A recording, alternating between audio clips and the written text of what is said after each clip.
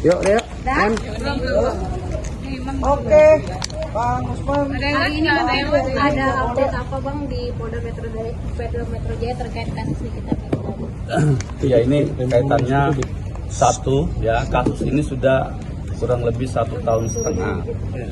Kaitan terkait dengan laporan illegal akses pelanggaran terhadap Undang-Undang ITE.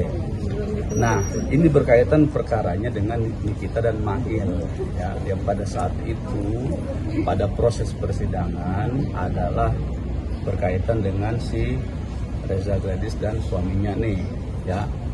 Nah, kami berkali-kali datang ke sini meminta penjelasan terkait dengan perkembangan laporan polisi tersebut ya. Nah, tapi kemudian kami juga berkali-kali ke sini tidak mendapat konfirmasi yang jelas ya. Kita berapa kali ya dalam 1 bulan itu adalah 4 kali atau 3 kali ke sini ya untuk menanyakan terkait dengan hal itu. Terakhir tadi pihak yang ingin kami ketemui itu tidak berada di tempat karena lagi ada giat di luar. Tapi yang mau saya sampaikan begini, ini kan perkara sudah ada SPDP-nya, sudah keluar surat dimulai perintah penyidikan, dan di dalam surat itu tertulis tegas bahwa laporan yang dilakukan pada bulan Mei kalau nggak salah ya, Maret atau Mei di tahun 2025 itu sudah masuk dalam tahap penyidikan dan ditulis di situ bahwa ada tindak pidananya. Nah, oleh karenanya kami meminta kejelasan terkait dengan status pelaporan ini. Apa yang kemudian menjadi kendala misalnya, apa yang kemudian menjadi hal-hal yang perlu kami siapkan misalnya, oh Bang ini kita butuh bukti ini, Bang kita butuh saksi ini dan lain sebagainya.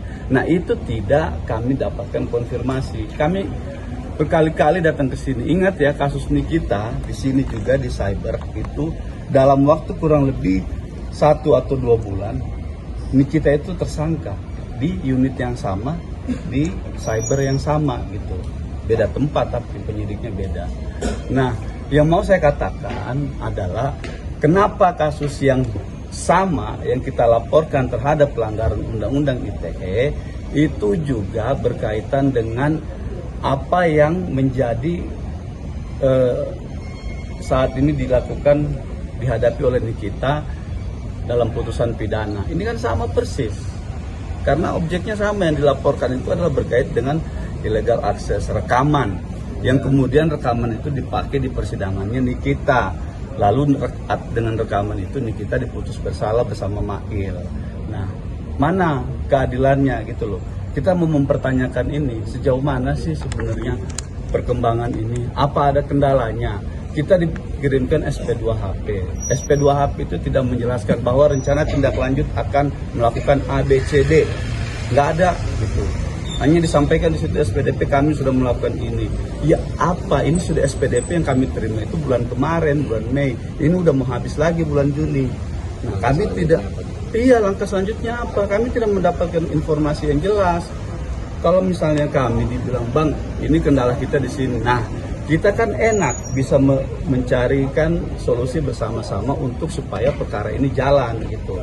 Atau Bang, ini kami kurang saksi. Bang, ini kami kurang bukti ini, Bang. Ada nggak bukti ini? Itu kan enak komunikasi gitu loh. Itu yang bisa saya sampaikan. Nanti ada tambahan dari Bang Gali atau Bang Andi. Ya. Jadi begini ya rekan-rekan ya, bahwa sebenarnya kan laporan ini kan sudah sudah masuk tahap penyidikan ya.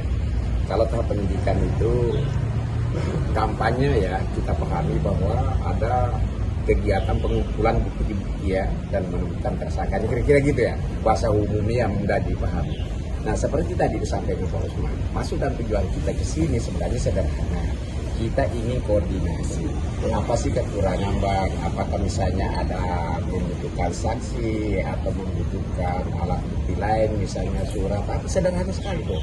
Tapi kok sebenarnya kita ini datang ke sini susah sekali ya kita untuk bertemu dengan berbagai macam alasan tugas di luar ada ya di luar dan lain sebagainya ya, seperti itu. Terkadang juga kita ya kebetulan ya yang berdua menangani laporan ini.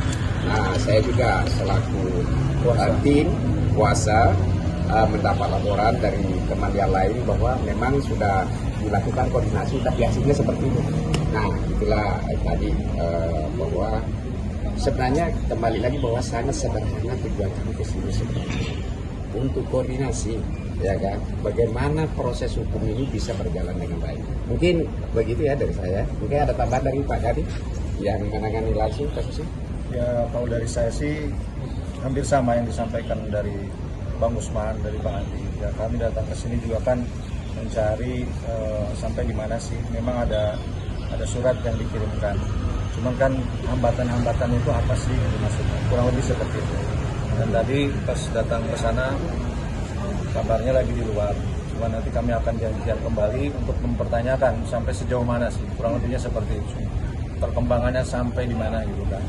Gitu kurang lebih. Tapi setelah tadi naik ke atas sudah ada pertanyaan atau ada jawaban dari si yang selama ini Nggak ada. dipertanyakan? Nggak ada.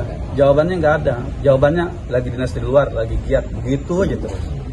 Jawabannya. Setiap kesini ya begitu jawabannya. Berarti bisa dibilang ini mangkrak, sedangkan kasus ketika Nikita Mirzani tersangka itu terlalu cepat ya? Nah, itu teman-teman media tahu. Ya kan, kami tidak perlu memperjelas itu.